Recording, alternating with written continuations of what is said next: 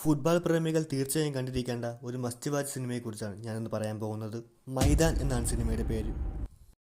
ചിത്രത്തിൽ അജയ് ദേവ്ഗൺ ഇന്ത്യൻ ടീമിൻ്റെ ഹെഡ് കോച്ചായിട്ടാണ് വേഷമിട്ടിരിക്കുന്നത്.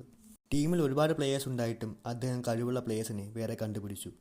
അവരെ കൊണ്ട് ഏഷ്യ കപ്പ് അടിക്കണമെന്നായിരുന്നു അദ്ദേഹത്തിൻ്റെ സ്വപ്നം. അവിടുത്തെ മാനേജ്മെൻറ്റും മീഡിയാസും എല്ലാം അദ്ദേഹത്തിനെതിരായിരുന്നു. അദ്ദേഹത്തിന് സപ്പോർട്ട് ലഭിച്ചത് ഭാര്യയുടെ കയ്യിൽ നിന്ന് മാത്രമായിരുന്നു. 1962 നടക്കാനിരുന്ന ഏഷ്യ കപ്പിന് മുമ്പുള്ള ഒരുപാട് മാച്ചുകളിൽ അദ്ദേഹം കൊണ്ടുപോയ ഇന്ത്യൻ ടീം ജയിച്ചിരുന്നു. പക്ഷേ ഒളിമ്പിക്സിലെ ലാസ്റ്റ് മാച്ചിൽ ടീം ഫെയിലാകുന്നു. പക്ഷേ അവിടം കൊണ്ട് തോൽക്കാൻ അദ്ദേഹം തയ്യാറായിരുന്നില്ല.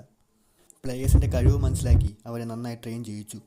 അവരുടെ ഹാർഡ് വർക്കെല്ലാം സിനിമയിൽ വിശദമായി തന്നെ കാണിച്ചിട്ടുണ്ട്.